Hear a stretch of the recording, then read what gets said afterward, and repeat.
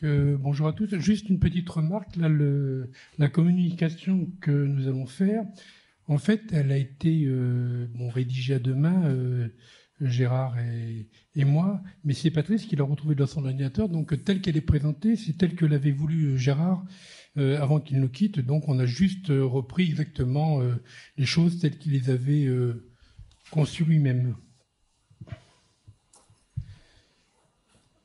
Faisons une remarque préliminaire. Lors de l'enquête linguistique effectuée à l'occasion du recensement de la population en 1999, 26% des adultes déclaraient avoir été élevés dans un cadre bilingue. 400 langues ont ainsi été identifiées, dont 54 en Outre-mer, langue polynésienne, kanak, amérindienne. Le plurilinguisme est donc dans l'espace de la République française un fait massif qui contraste avec une école à forte tradition monolingue. Reste que, pluralité des régions ou mobilité des populations, la mosaïque culturelle demeure un fait. Il est particulièrement marqué dans les collectivités d'outre-mer qui se caractérisent à la fois par une grande diversité des langues locales et par leur statut inégal dans un contexte postcolonial.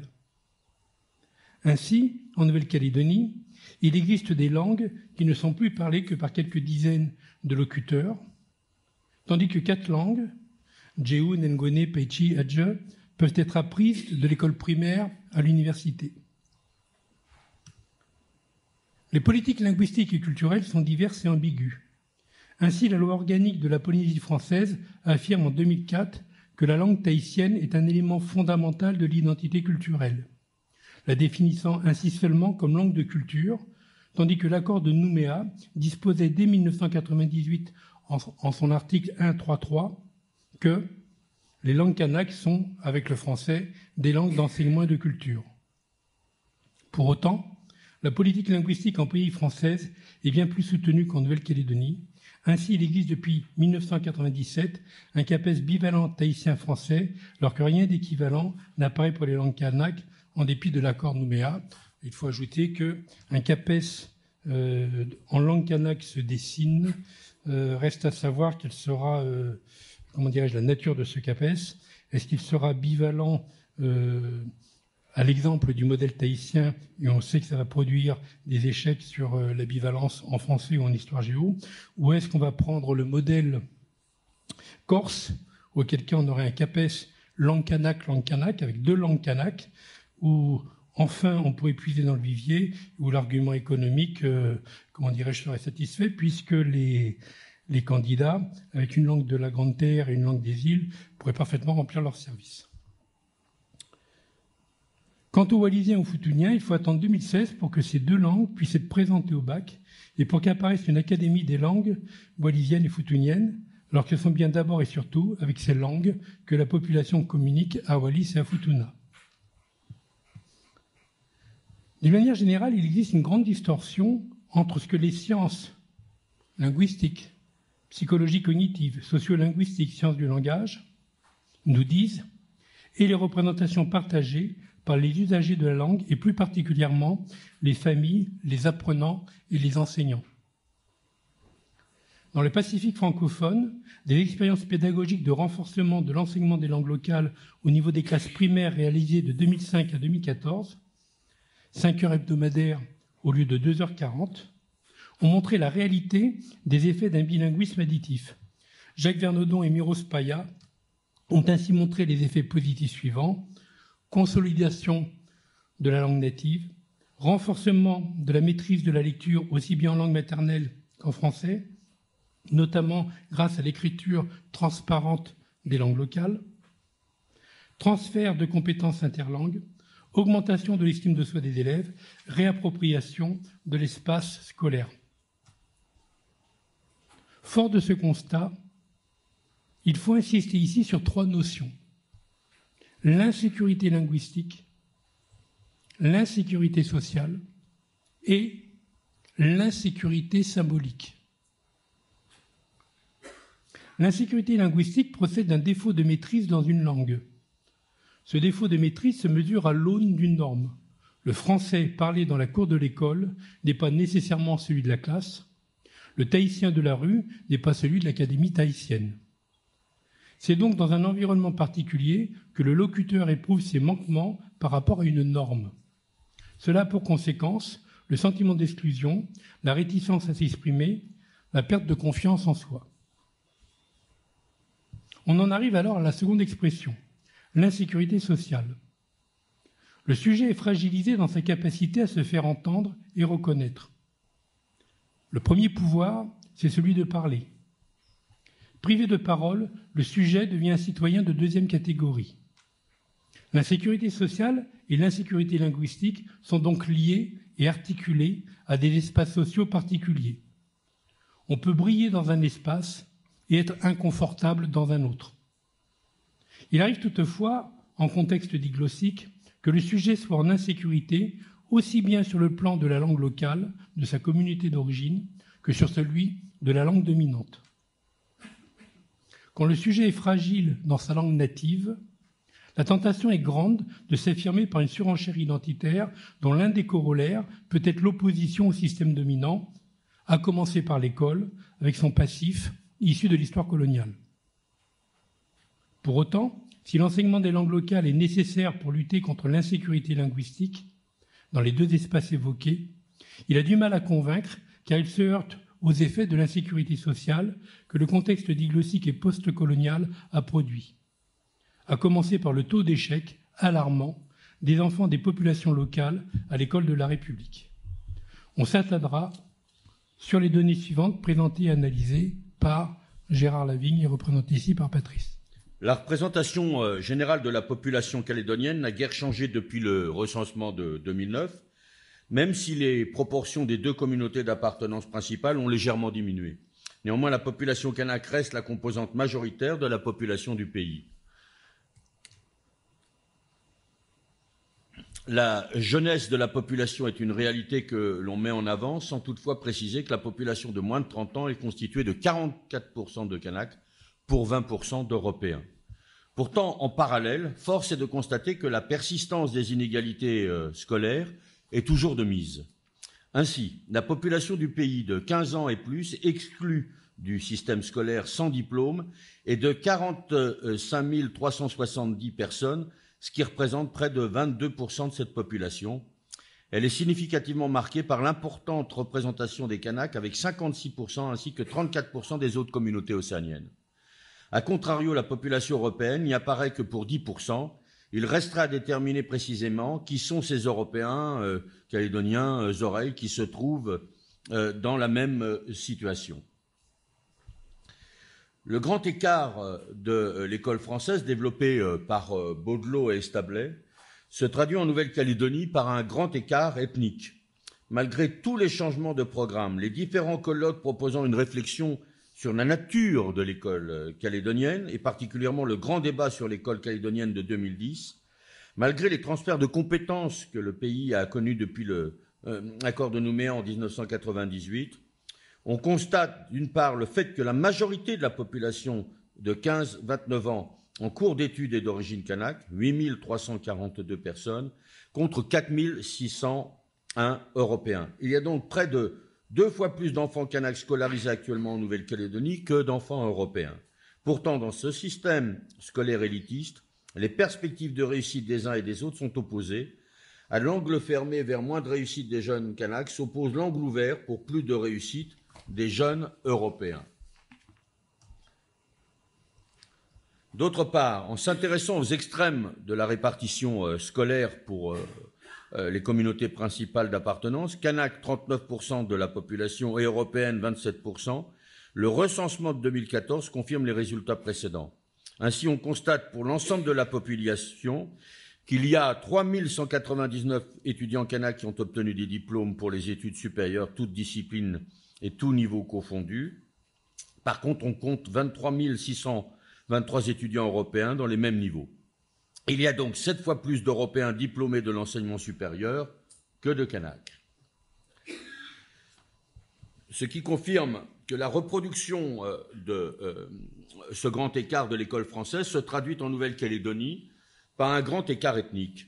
Certes, comme le précise l'Atlas démographique de l'ISEE pour le recensement de 2014, le niveau général augmente mais demeure disparate. Ainsi, le taux des non-diplômés atteint 45% dans la province des îles, 45,5% en province nord et 30% en province sud. Le taux des bacheliers est aussi contrasté, 18% aux îles, 21% au nord et 42% au sud. L'utilisation des qualificatifs disparates et contrastés est significatif de la prudence prise pour exprimer ces faits qui pourtant montrent clairement l'échec de l'école dans les provinces nord et îles. Près d'un habitant sur deux y est actuellement sans diplôme. Cela peut constituer une base solide pour la construction du destin commun, point d'interrogation. Comment penser un développement serein du pays en prenant conscience que 65% des diplômés de l'enseignement supérieur ne sont pas nés en Nouvelle-Calédonie, 27% sont des natifs non kanaks et 9% des natifs kanaks, c'est l'ISEE 2014. Cela peut constituer une base solide pour la construction du destin commun en s'appuyant sur les forces vives du pays constituées par la grande jeunesse kanak. Cela peut-il, constituer une base solide pour la construction du destin commun. Contrairement à certaines affirmations, l'accord de Nouméa n'a pas fait entrer le pays dans l'ère de la décolonisation, encore moins de l'interculturel. Même si le préambule de l'accord contient des éléments pouvant aller dans ce sens, il en va tout autrement dans la pratique. En effet, l'école reste fondamentalement monolingue, quoique le contexte soit plurilingue.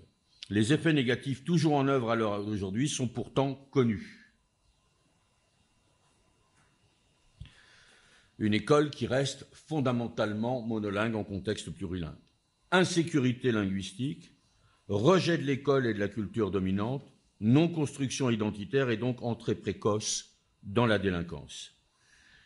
Si l'on se gargarise des transferts de compétences de l'enseignement primaire en 2000 et secondaire en 2012, l'on ne dit que très rarement que l'État conserve tout ce qui fait l'essence même de l'enseignement.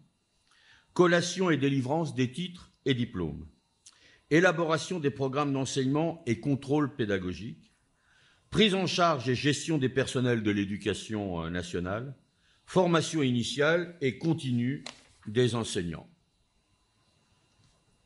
À tel point qu'en 2012, lors du transfert de l'enseignement secondaire, on a modifié les programmes de l'enseignement primaire portant de compétences de la Nouvelle-Calédonie pour s'aligner sur ceux du secondaire.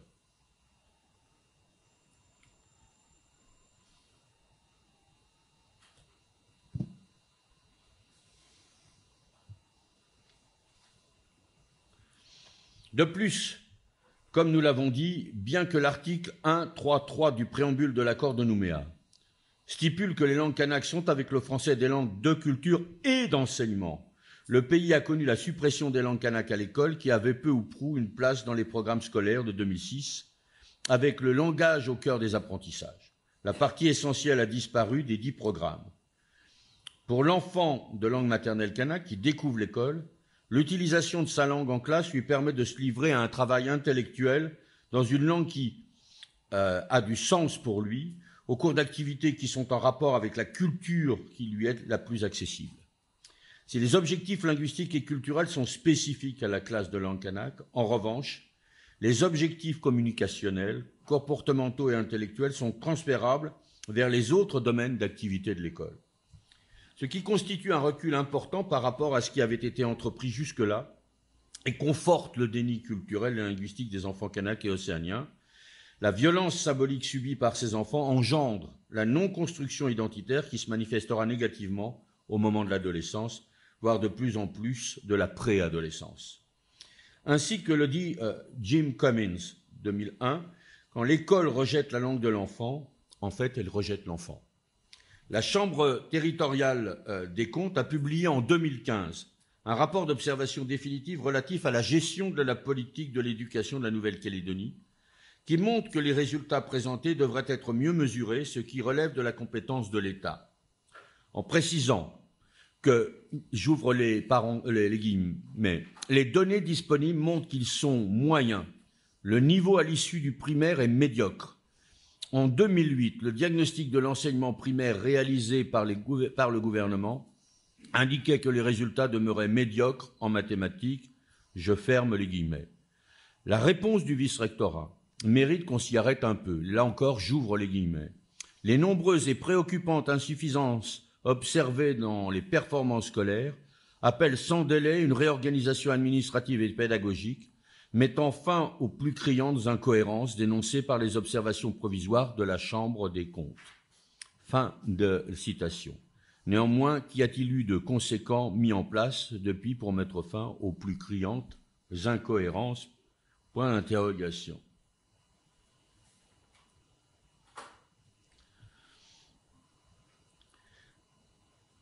Alors, quid de la décolonisation et de l'interculturel dans l'accord de Nouméa? Le EFCK fait son apparition avec 18 heures annuelles en français. Le EFCK, c'est l'enseignement, oui. Vas-y. Non. C'est l'enseignement des éléments fondamentaux de la culture kanak. C'est le titre administratif, quoi. Mais pour l'heure, cela ne change rien quant à l'apprentissage des fondamentaux, parce qu'aucune formation des enseignants, aussi bien LCK ou non, n'est envisagée. Pour cela, encore moins quant à la nécessité du chapeau interculturel dans les formations initiales et continues des enseignants.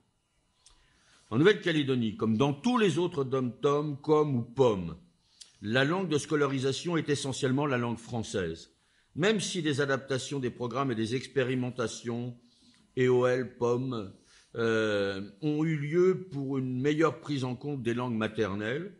Celle-ci ne reste que minoritairement présente à l'école calédonienne, et ce malgré l'accord de Nouméa, dont l'article 133, répétons-le, concernant les langues précise notamment que les langues kanak sont, avec le français, des langues d'enseignement et de culture en Nouvelle-Calédonie.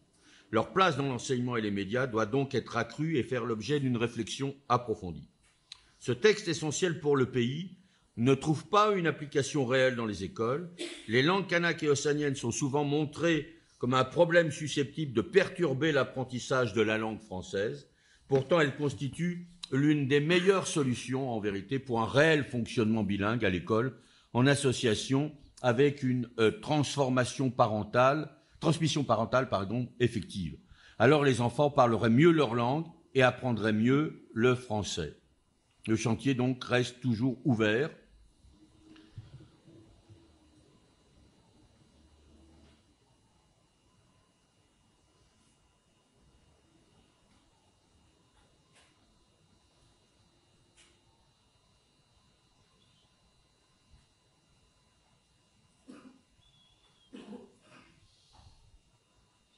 Le fonctionnement institutionnel inscrit dans le multiculturalisme fait fonctionner les cultures en parallèle, sans réel partage. Dès lors, tant que ce paradigme présidera aux décisions, les résultats précédents de l'école en Nouvelle-Calédonie se reproduiront. Il convient alors de sortir de cette situation génératrice de violence et de permettre l'entrée effective dans le paradigme de l'interculturel. Le faible taux de réussite académique chez les jeunes Kanaks fait penser à celui des enfants de métropole issus de l'immigration, sauf que, en l'occurrence, ici c'est l'école qui vient d'ailleurs et qui n'a pas su ou voulu s'adapter. Du point de vue de l'école, cet échec a longtemps été imputé aux langues autochtones. Du point de vue des populations, la langue native ne sert pas à la promotion sociale, avec un bémol à Tahiti, où l'élite locale commence depuis les années 80 à penser cette langue comme prestigieuse. L'analyse des données de Gérard Lavigne peut faire penser également à une situation qui avait été analysée par John Ogbu à propos des États-Unis, notamment des États-Unis des années 60, où il montrait comment les populations, notamment les populations nord-américaines, mais également mexicaines, étaient en situation d'échec par rapport à d'autres communautés qui n'étaient, elles, pas en situation d'échec. Or, la similitude de la situation analysée par John Ogbu et celle décrite par Gérard Lavigne ne doit pas occulter une différence essentielle. Alors, John Ogbu, lui, il utilise le concept de minorité immigrée involontaire. Et donc, il explique comment ces minorités immigrées involontaires sont en situation d'échec, non pas qu'elles ne valorisent pas l'école, mais elles pensent que le système n'est pas fait pour elles et que même avec des diplômes, de toute façon, elles n'intégreront pas le système. Or, le point intéressant, quand on regarde vraiment les profils, ils sont tout à fait parallèles, sauf que si, dans le cas des États-Unis, on peut parler de minorités immigrées involontaires, dans le cas des collectivités d'outre-mer, il faut parler d'une majorité autochtone involontaire. Et c'est précisément la persistance du même schéma pour une situation inversée qui fait sens, et un sens à tout le moins préoccupant. On doit garder à l'esprit que l'histoire coloniale a précisément traité cette majorité autochtone comme si elle était une minorité immigrée involontaire.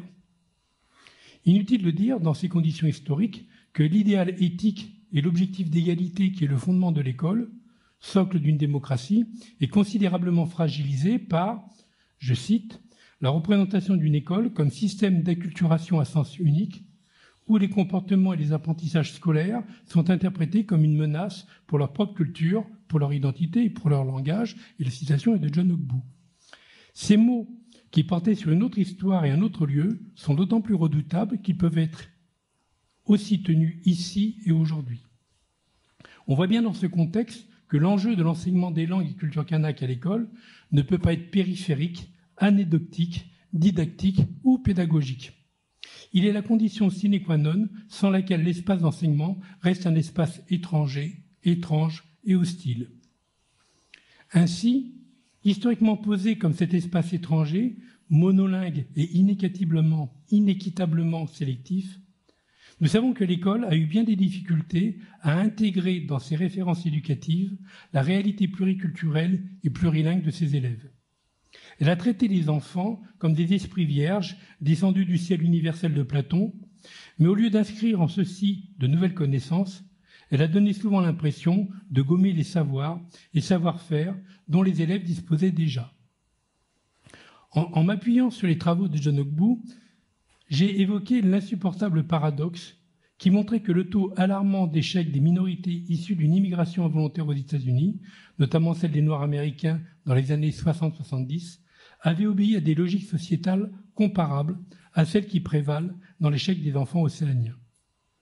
L'intérêt de l'analyse de John Ogbu est de montrer que le taux élevé d'échec dans le système éducatif n'est pas réductible à une résistance de classe sociale ou à la reproduction, telle que décrite par Bourdieu, ni à des conflits culturels liés à des écarts majeurs entre la culture de l'apprenant et celle de l'enseignement, mais relève d'une distorsion entre la valeur accordée par ces minorités à l'école et la conviction qu'une discrimination institutionnalisée ne récompensera nullement leurs efforts pour réussir comme un blanc.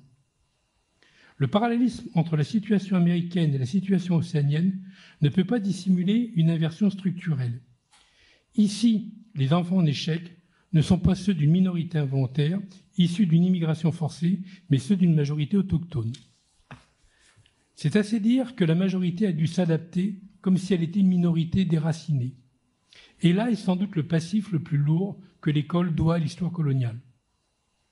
Historiquement, posée comme un espace étranger, monolingue et hostile, l'école a eu bien des difficultés à intégrer dans ses références éducatives la réalité pluriculturelle et plurilingue de ses élèves. La disqualification silencieuse de l'espace culturel d'origine finit par provoquer moins le désir d'intégration que la peur de l'assimilation. À bien des égards, réussir à l'école est parfois perçu comme trahir. En Outre-mer, peut-être encore plus qu'ailleurs, la question de la jeunesse et celle de l'éducation sont des priorités absolues si l'on veut éviter les fractures sociales. Dans une classe, la diversité culturelle implique que les enfants ne s'expriment pas à partir des mêmes références culturelles. L'implicite de leur discours n'est pas forcément celui de leur enseignant. Leur prise de parole obéit souvent à des modalités différentes de celles qui sont de règle en classe. Ainsi, l'espace classe peut-il devenir moins un lieu d'information que le lieu de la communication impossible. L'insécurité linguistique, avec toutes les crispations identitaires qu'elle implique, vient précisément de l'impossibilité de se situer non seulement dans l'espace étrange, voire hostile de l'école, mais parfois aussi dans l'espace familier, où la maîtrise linguistique est souvent défaillante. En outre, ce n'est pas la compétence à produire des énoncés qui fait le bilingue, c'est la capacité à s'insérer dans des modalités différentes d'échange.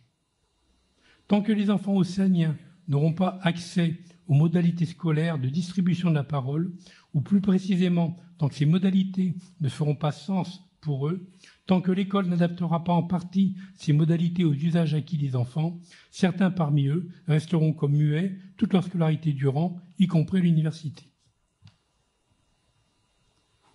L'élève en difficulté souffre-t-il vraiment d'une incapacité à apprendre parce que l'école lui échappe, la langue de l'école qui peut être seconde, voire troisième si c'est celle des mathématiques ou de la grammaire, les usages relationnels qui ne sont pas les siens, les références exogènes à son milieu? Nous posons là la question majeure de l'adaptation de l'école à son public, plus précisément en l'occurrence de son inadaptation dans un contexte multiculturel hérité d'une histoire coloniale. Parmi d'autres, j'ai maintes fois décrit cette situation. Aujourd'hui, à l'occasion de ce colloque, je le formulerai peut-être autrement. Je ne dirais pas que l'enfant échoue faute de comprendre les codes en vigueur. Je dirais qu'il échoue aussi parce qu'il décode très bien que cette école n'est pas pour lui, n'est pas pensée pour lui. Ce qui se lit, c'est d'abord une architecture, des regards, des gestuels, des non-dits, des attentes ou des absences d'attente. Si l'intelligence et la compétence sont d'abord la capacité à décoder, à déchiffrer le monde, alors il n'y a pas de cancre. L'échec, ainsi, n'est pas ou pas seulement la défaillance du décodage, c'est souvent l'effet d'un codage particulier qui ne lie pas rien, mais une hostilité ou une indifférence à l'égard du sujet. Chacun, nous sommes les champions du décodage. Le SDF qui fait la manche a déjà interprété notre regard avant même que nous ayons posé nos yeux sur lui, si nous les posons. Notre banquier sait déjà, avant que nous ayons parlé, que nous allons lui demander une autorisation de découvert ou un conseil en placement. Et nous savons aussi qu'il sait déjà. Ainsi en va-t-il des enfants. Ils savent déjà ce que l'enseignant sait sur eux. La question n'est pas dans la bienveillance de l'enseignant, que l'on veut supposer acquise. Elle est dans sa capacité à délivrer des sens positifs pour l'élève. Gérard Lavigne aurait pu vous parler des propriétés fabuleuses du losange visible dans les nattes, les sculptures, du détour pédagogique des contes, comptines, formes, sons, gestes, silences, tout est bon qui peut se lire comme ce qui participe de l'estime de soi. L'explicite de Gérard Lavigne, c'était de mettre l'enfant au centre du système éducatif, mais l'implicite du travail de Gérard Lavigne, c'était de transformer les enseignants, c'est-à-dire de faire en sorte que, précisément, les enseignants apprennent un petit peu, non seulement les matières, mais qu'ils apprennent à lire leurs propres élèves. Notre société est riche. Nous avons des compétences diverses, biomathématiques ou sciences de l'igname, peu importe. Il y a plus de savoir dans un amphithéâtre qu'une seule tête humaine n'en pourra jamais contenir. Nos enfants sont intelligents, qui peut en douter? Qu'on leur donne un smartphone ou une tablette numérique, nous verrons à quelle vitesse ils utiliseront des applications dont nous ne soupçonnions même pas l'existence. Tant de savoir, tant d'intelligence et tant d'échecs. Disant cela, je pense aux cohortes d'élèves qui quitteront l'école avant le bac, persuadés que ce n'est pas pour eux. Je pense aux étudiants de première année qui s'inscrivent en droit ou en littérature et qui, incapables de lire une phrase complexe et a fortiori de l'écrire, sont des bacheliers quasiment illettrés. Je pense au centre de formation d'enseignants où la diversité culturelle de ce pays est encore peu représentée. Je pense à ces enseignants bien savants à qui on n'a jamais appris à lire leurs élèves. Je dis bien à lire leurs élèves. On pourra mettre tous les moyens que l'on voudra, tant qu'on n'aura pas mis l'accent sur la formation des formateurs, en particulier la formation à la diversité culturelle et aux cultures autochtones, tant qu'ils n'auront pas cette compétence-là, on aura des aveugles qui s'adressent à des sourds et qui enseignent à des sourds. Il y a là un chantier majeur et urgent. L'argumentaire en faveur de la défense des langues et cultures locales peut ainsi se poser sur le plan cognitif, sur le plan éducatif, sur le plan patrimonial. Veut-on parler sa langue pour élargir ses capacités cognitives, pour décrocher des diplômes, pour sauver le patrimoine symbolique de l'humanité, voire pour négocier sa place au soleil dans la hiérarchie des dominants? Quel que soit le bien fondé de l'argument, la motivation s'évapore avec la préposition « pour ».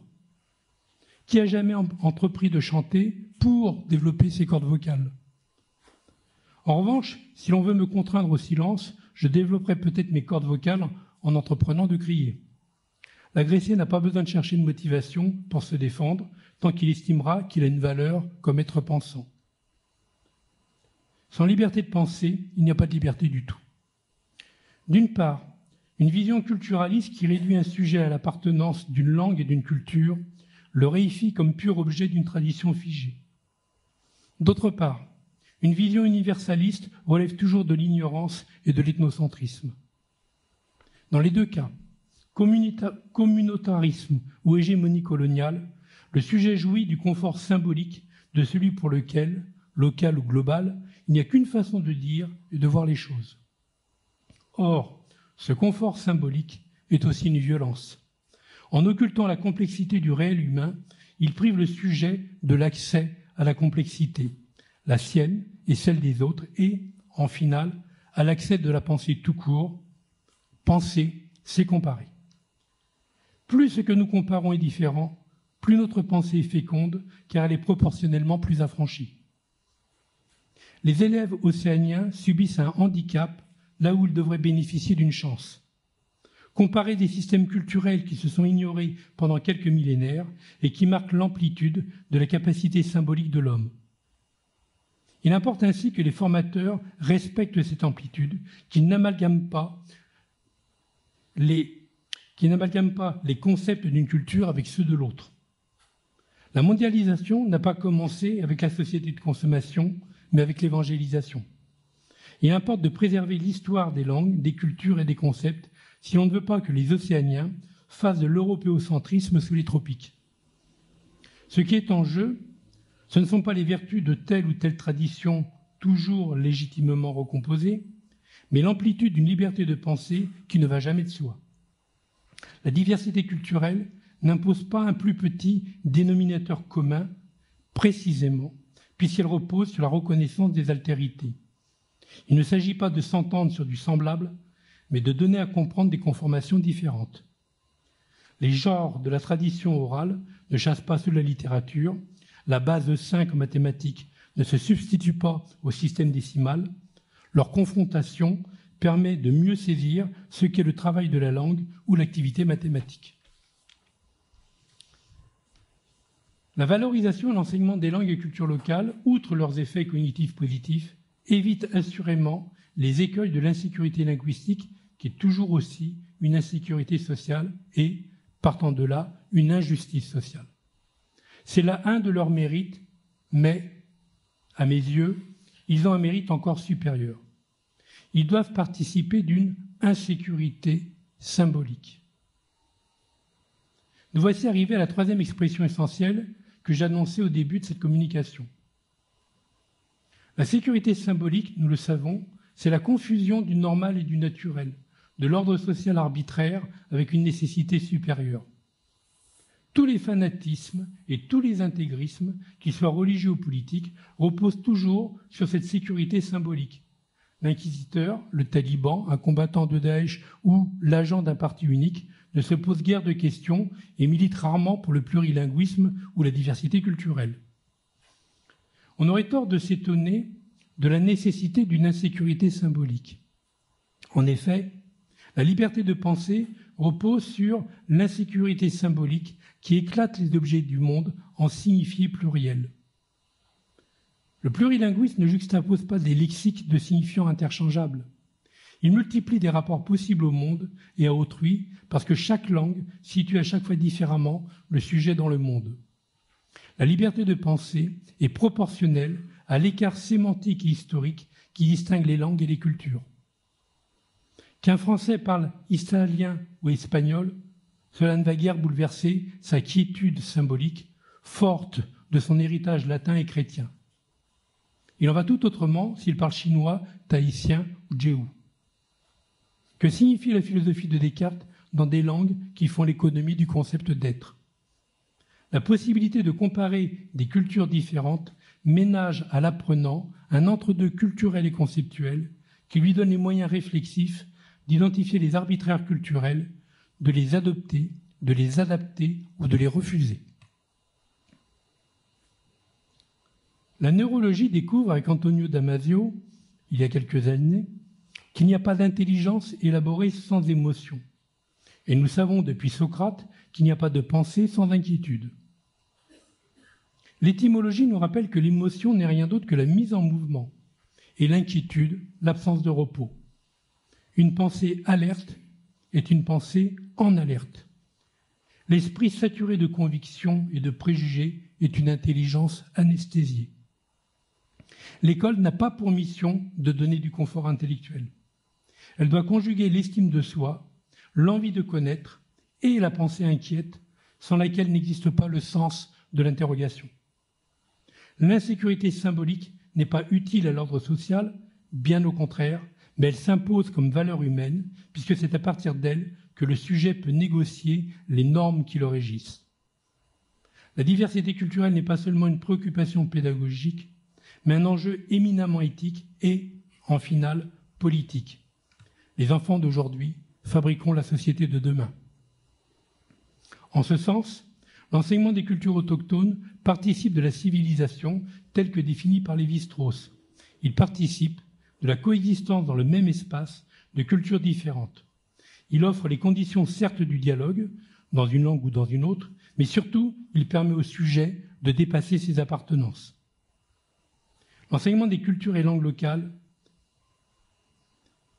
n'est pas seulement un levier majeur de la réussite des enfants de toutes les communautés, mais aussi et surtout, il procède de la démocratie, il est la mise en acte de son éthique, c'est-à-dire de son essence, parce qu'il participe de la liberté de penser, sans laquelle l'égalité qui pose la valeur en soi des sujets serait pure illusion. La pluralité culturelle, tout comme la laïcité, est consubstantielle à la démocratie. Vouloir en réduire la portée ou la possibilité, c'est rompre avec le principe qui la sous-tend et en menacer l'existence même. Ajoutons pour finir que la violence n'est pas un contenu. Elle est toujours une action immorale parce qu'elle est toujours le fait de considérer l'autre seulement comme un moyen et jamais comme une fin. Sexisme, racisme, esclavage, harcèlement, manipulation en tout genre, spoliation, humiliation, la liste des turpitudes humaines relève toujours de cette instrumentalisation du sujet. L'universalité n'est pas un fait, elle est un idéal éthique, c'est donc dire qu'elle n'a pas d'autre contenu que la pluralité elle-même. Les cultures locales, comme toutes les cultures, au-delà de leur importance objective sur les plans linguistiques, symboliques ou sociétales, valent d'abord pour elles-mêmes en tant qu'elles possèdent une pluralité sans laquelle le sujet se dilue dans une appartenance trop abstraite ou s'étiole dans l'étroitesse d'un monde monochrome. Je vous remercie.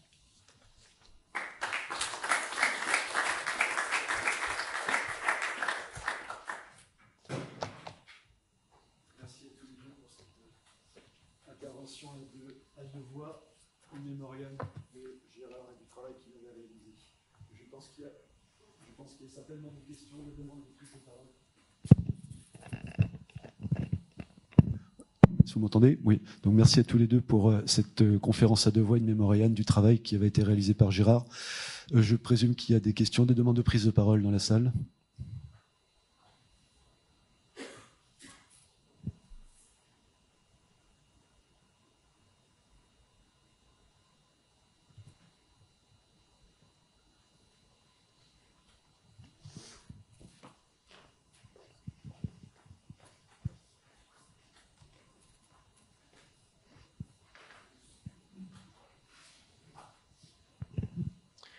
Oui, merci pour cette intervention. C'est vrai qu'on a tous une pensée pour Gérard qui nous a accompagnés dans beaucoup de travaux. Enfin, moi, je prends la parole pour l'UGPE, l'Union des groupements de parents d'élèves, et dès qu'on a fait appel à lui, il était toujours là un petit peu pour nous guider dans nos réflexions et nos interrogations. Je voulais juste revenir un peu sur l'entrée des EFCK, sur la petite vignette qui disait 18 heures à l'année en primaire. Je pensais que c'était dans le second degré, parce qu'a priori, c'est dans le secondaire, ça. C'est en 6e, 5e. C'est primaire et secondaire. Oui, primaire et secondaire. Moi, j'ai un garçon en 6e et il a donc... C'est primaire et secondaire, oui. Oui, non, mais sur la vignette, c'était marqué primaire. Alors, je ne sais pas exactement si c'est la même chose en primaire, Mais en tout cas, c'est rentré dans le second degré. Alors, ils font pas 30 minutes. Ils font pas 30 minutes par semaine. Ils font en fait 1 heure tous les 15 jours. C'est ça. Alors, il suffit qu'il y ait un prof absent qui tombe malade, donc il n'y a plus rien pendant 1 mois. C'est assez compliqué à suivre. Nous, le garçon, il est au collège de Boulary, par exemple, qui a décidé de passer aux compétences, à l'évaluation en compétences, et bizarrement, l'enseignant de EFCK continuait avec les notes. Donc, c'était assez bizarre. Tous les enseignants étaient en compétences au moment de l'évaluation du premier trimestre, et puis sauf les EFCK qui étaient avec des notes. Voilà, les notes classiques. Bon, il a fallu un peu de temps pour que ce soit corrigé. Donc, on voit que le système essaye d'évoluer, mais c'est laborieux, c'est compliqué. Je sais pas. En même temps, nous, au niveau de l'UGP, on a toujours une vision très critique du système éducatif. Je trouve que vous êtes, je sais pas, je ne vois pas tellement d'espoir qui puisse se dégager de votre intervention. Donc c'est ça, j'exprime par là peut-être un sentiment un peu mitigé, parce que j'ai l'impression quand même que les choses bougent malgré tout. Je regrette qu'il n'y ait pas les gens du vice-rectorat qui soient ici, parce que alors dès qu'on est en relation avec eux, ils nous sortent au contraire des tas de statistiques qui montrent que les choses avancent, que les choses progressent, qu'on a dépassé le seuil des 50% d'une classe d'âge au bac. Je voyais sur le site du vice-rectorat la dernière production où ils disent qu'on est quasiment à 64% d'une classe d'âge au bac, hein, et qu'ils ont fixé dans le projet éducatif 75% d'une classe d'âge. Mais c'est vrai qu'il y a ce paradoxe où on se retrouve avec des bacheliers que vous avez qualifiés d'illettrés, je crois, tout à l'heure. Je sais pas, les mots sont forts quand même, hein, et je sais pas si ça décrit vraiment la réalité en même temps. Mais c'est vrai qu'on est complètement dans le paradoxe, ça, il y a pas de doute. Bon, en tout cas, merci. Je vous donne juste, j'ai 2 réflexions dans ce que vous dites. La première,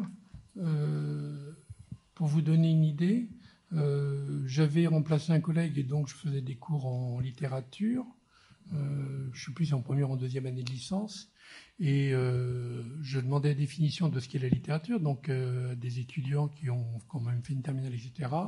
Ils m'expliquaient c'est la chose écrite. Et je disais dans ce cas-là, est-ce que l'annuaire téléphonique, c'est de la littérature? Ils me répondaient pourquoi pas. Oui, là j'ai problème.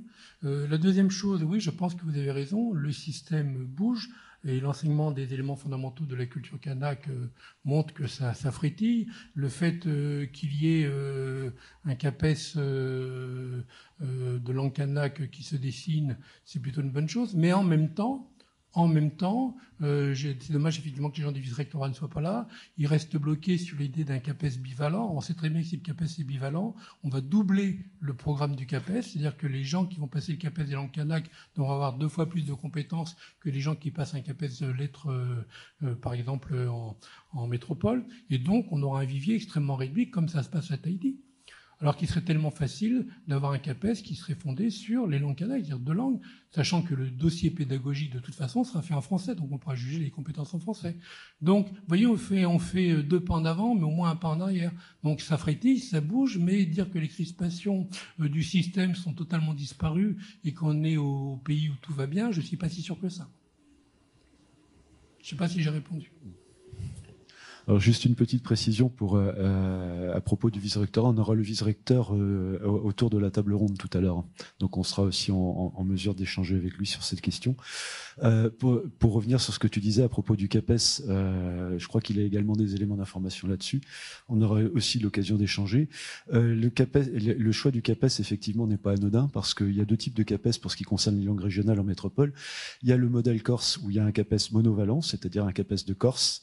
Et il y a les modèles avec une bivalence, comme c'est le cas pour le CAPES d'Occitan et aussi pour le CAPES de Breton. Ce qui veut dire que, de facto, il faut avoir la compétence dans 2 disciplines. Et la deuxième discipline n'est pas forcément dans la langue d'enseignement pour laquelle on passe le CAPES. Donc ça peut être une complication, effectivement.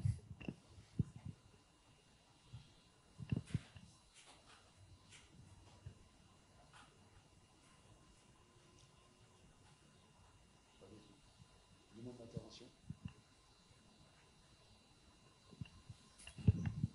Merci, c'était juste pour demander à nos auteurs qu'ils annoncent, qu'ils parlent peut-être de l'énorme travail qui est disponible sous forme de doctorat et qu'ils annoncent la publication de Gérard. Alors effectivement, Gérard avait soutenu une thèse justement sur la nécessité d'une approche ethnomathématique. Il avait soutenu en 2012. Vous voyez, ça remonte déjà loin. Le premier, et donc normalement, il devrait y avoir une publication aux presses universitaires de la Nouvelle-Calédonie de cette thèse, réécrite pour précisément que c'est moins une forme académique et une forme plus accessible. Le premier volume, nous a-t-on promis, devrait paraître début 2019, donc on va voir, on va attendre. Et puis, normalement, ça va être suivi du second volume. Le premier volume étant consacré à la description du système éducatif, et puis le deuxième volume étant la proposition des outils pédagogiques nécessaires précisément pour que l'enseignement puisse se faire à partir des accroches culturelles des élèves. Alors évidemment, le point important, c'est que comme Gérard était prof de maths, lui, il utilise ces outils-là au service de sa discipline, les mathématiques, mais on peut parfaitement transposer ce qu'il a fait aux autres disciplines, c'est-à-dire un enseignant de physique ou d'histoire géo peut parfaitement transposer le travail de Gérard dans le cadre de sa discipline. Donc c'est comme ça qu'il faudrait le comprendre, et je pense qu'on a là, en fait, et si je devais utiliser un mot, c'est que peut-être Gérard propose finalement de l'ethnopédagogie, c'est-à-dire peu importe la matière. L'important, c'est l'attitude, la méthode qu'on utilise pour faire passer cette matière. Et le théorème de Pythagore ou la somme de deux quantités, elle ne changera pas. Ce qui va changer, c'est la manière de l'enseigner. Donc c'est pour ça que je disais tout à l'heure que le point fondamental, c'est pas les contenus, c'est la manière de les enseigner. Et on changera la manière de les enseigner quand on formera des formateurs de formateurs et quand les enseignants accepteront de changer dans leur manière de faire.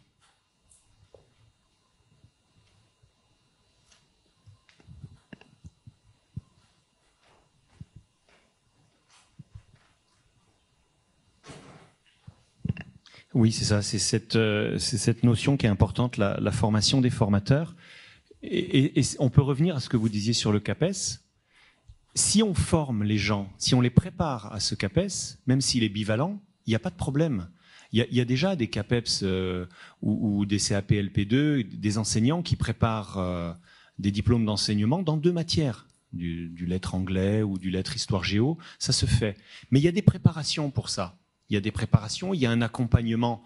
Donc si effectivement on forme tous les enseignants ou la plupart des enseignants en langue kanak qui veulent se perfectionner, mais on va y arriver. On va y arriver. Il y a quelques mois, on recevait Frédéric Rognon, un des anciens profs de philosophie du lycée d'Occamo, qui a enseigné dans les années 80. À son époque, il nous disait, moi quand j'ai enseigné au lycée d'Occamo, il y avait un seul prof kanak. Il est revenu au lycée d'Occamo cette année et il était surpris parce que, bon, déjà, il avait été remplacé par Ben Umboui à l'époque, donc déjà il était content puisqu'il y avait quelqu'un du pays qui l'avait remplacé. Mais là maintenant au lycée d'Occamo, on est presque à 50% on est entre 33 et 50% d'enseignants kanak dans ce lycée de 500 élèves. Donc les choses bougent. Par contre, beaucoup sont des métrox. Donc il y a effectivement l'accompagnement pour obtenir des capétiens. Et là, on voit pas trop les choses bouger. Pourtant, il y a eu un dispositif à un moment au niveau du vice-rectorat qui s'appelait Prof-K.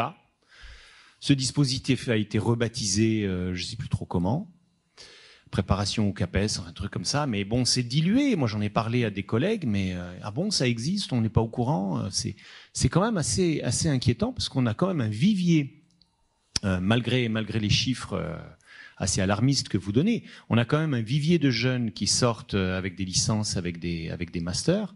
Mais voilà, on n'arrive pas à les pousser jusqu'en haut du dispositif. Mais je crois qu'il faut quand même garder espoir et être toujours vigilant. Heureusement qu'il y a ces colloques, puis heureusement qu'il y a ces associations et puis ces syndicats aussi d'enseignants, j'espère qu'ils travaillent aussi là-dessus, pour qu'il y ait de plus en plus une démocratisation dans l'enseignement. Et à terme, je pense qu'on va y arriver. Ce sur quoi je voulais attirer votre attention, oui, effectivement, il y a de plus en plus d'Océaniens qui passent leur CAPES. Je crois que la filière d'anglais, j'ai plus le chiffre en tête, mais quasiment tous les étudiants Kanak ont eu leur admissibilité au CAPES d'anglais. Donc, oui, il va y avoir des certifiés en anglais, en philo, etc. C'est pas ça que j'ai voulu souligner. J'ai voulu souligner le fait que pourquoi, pour l'enseignement des langues Kanak, et on veut des gens qui vont être compétents en langue Kanak, on va demander pour eux une double compétence. Par exemple, si vous devez faire un CAPES bivalent langue kanak français, ça veut dire que celui qui va enseigner le Jéhu ou le Paichi, il faudra qu'il connaisse l'ancien français. Vous voyez que c'est quand même problématique, ou la littérature du XVIIIe siècle. Est-ce que c'est vraiment indispensable? Parce que du coup, c'est pas les meilleurs locuteurs qu'on va recruter, on va éliminer le plus grand nombre. Or, ce dont on aura besoin, c'est des bons locuteurs en langue, et bien entendu qu'ils seront quand même évalués en français, mais le dossier pédagogique suffit à les évaluer. Donc je ne vois pas pourquoi on placerait la barre 2 fois plus haut sur le CAPES spécifique des langues kanak, sachant encore une fois que précisément ce dont on a besoin, c'est des gens qui enseignent la langue en langue. Et je ne vois pas pourquoi on leur obligerait, par exemple si on fait un CAPES bivalent géographie, pourquoi on les obligerait à connaître l'histoire de la Mésopotamie, de l'Amérique du Nord, etc., alors qu'ils sont censés enseigner les langues locales. C'est ça la question. Il n'y a pas de souci, sauf que pour l'instant, on n'en sait rien, parce que le CAPES, on ne nous l'a pas présenté. Moi, je vous dis que je sais que lors de la dernière réunion où je n'étais pas, l'avant-dernière réunion où j'étais, j'ai défendu le CAPES où l'enseignement serait recruté sur 2 langues, une de la Grande Terre et une des îles. Et puis, lors de la réunion où je n'étais pas pour des raisons, comment dirais-je, particulières, le vice-rectorat a dit qu'il prenait le modèle des CAPES bivalents, comme ça se faisait à Tahiti, etc., ou sur le Breton. Donc ils sont revenus là-dessus. Maintenant, je ne sais pas ce que donnera la prochaine réunion, mais si de votre côté, vous pouvez insister sur le fait que, effectivement, les 2 langues kanak, ça se justifie pleinement, parce que jusqu'à présent, l'argument était un argument économique. S'il enseigne qu'une seule langue, il ne pourra pas remplir son service. S'il enseigne 2 langues, il remplira son service, hein, on n'est pas inquiet. En plus, maintenant, il y a l'enseignement des éléments fondamentaux de la culture kanak, donc on n'est pas inquiet pour qu'il remplisse son service. Donc on ne nous sort pas l'argument économique. En revanche, pourquoi se priver du vivier des locuteurs au nom d'une bivalence qui ne servira jamais? Voilà. Cela dit, vous avez peut-être votre rôle à faire auprès du vice-rectorat.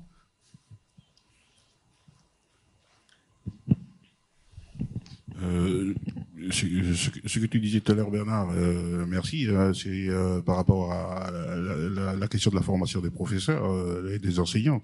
Justement, aujourd'hui, c'est très important la question de lier l'écologie, l'ethnologie et la pédagogie, parce que justement, c'est là le point crucial, c'est de transformer justement la pratique enseignante vis-à-vis de l'élève. D'autant plus qu'aujourd'hui, on a, avec les travaux qui sont en cours, les travaux qui ont déjà été depuis, on a énormément de connaissances liées à la société, on a énormément d'éléments nécessaires aujourd'hui à transformer et apporter des transformations. À savoir que nous sommes en train de former des enfants du pays qui habitent dans un milieu, et ces milieux-là, à un moment donné, doit être significatif pour eux, puisqu'il y a les savoirs, ce sont les savoirs de là. Ça ne les empêche pas justement d'embrasser le savoir universel.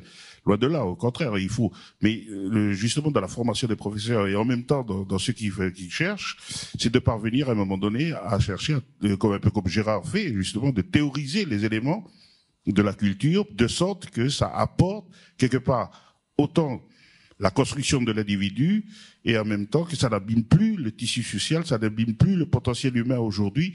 Et l'école a un rôle à jouer là-dessus, pas seulement pour transmettre des savoirs, mais aussi pour construire justement l'homme attendu par la société et justement la cité, l'agora attendue aujourd'hui, à travers les accords. Je crois que c'est effectivement un élément absolument essentiel. Il y avait un thème vraiment récurrent dans la pensée de Gérard, qui était de passer du multiculturalisme à l'interculturel. C'est-à-dire cette idée fondamentale qu'on devait utiliser les savoirs de l'enfant, ses compétences propres en fonction du milieu dans lequel il avait été socialisé, comme base et levier en même temps du système éducatif. Je peux répéter 100 fois qu'il faut mettre un S au pluriel, que l'accord du verbe, du participe passé, selon que le verbe avoir et le complément d'objet, etc., etc. Je peux faire ça très très longtemps. Mais si je ne sais pas quelle est la source de l'erreur que commet l'enfant, pourquoi à un moment donné il a du mal à intégrer un certain nombre de choses, parce que dans sa propre langue il y a une autre façon de construire les choses, je ne peux pas le faire passer d'une langue à une autre. Or, c'est ce travail, justement, d'intertraduction, d'interconnexion des savoirs qui est absolument fondamental. Où on prend pas l'enfant au départ comme un idiot culturel, social. Il est en vérité déjà constitué et socialisé. Et le prof, lui, il est nécessaire qu'il sache à qui il s'adresse, qu'il est nécessaire qu'il sache un minimum de choses sur la structuration des langues des enfants qu'il a devant lui, un minimum de choses sur quand même les cultures de ses enfants, la manière dont c'est organisé, pour pouvoir leur parler de manière à les valoriser, à valoriser leur propre culture et à utiliser cette culture comme un levier qui va lui permettre à lui d'enseigner. Or, c'est cette conversion qui n'est toujours pas du tout d'actualité. C'est-à-dire que on va bien entendu voir des progrès, il y en a incontestablement des progrès, mais c'est des progrès de la multiculturalité. C'est-à-dire on prend enfin en compte le fait qu'on est dans une société multiculturelle. Par contre, l'identité culturelle, sociale de l'enfant, son identité propre, reste encore largement pas pris en compte, pas ignoré, pas considéré. Et je crois que ce qui est intéressant dans le travail de Gérard Lavigne, c'est fondamentalement ça. Il avait saisi la nécessité à un moment d'une conversion du regard.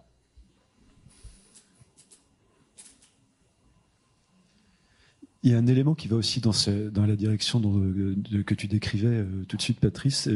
Il se trouve que la semaine dernière, j'étais au comité de suivi d'une thèse qui est au LIR, un autre des laboratoires de l'université, thèse de Jean-François Lazel, qui travaille en sciences de l'info et de la communication. Et la thèse porte sur l'impact du numérique sur la transformation de l'enseignement, des pratiques pédagogiques.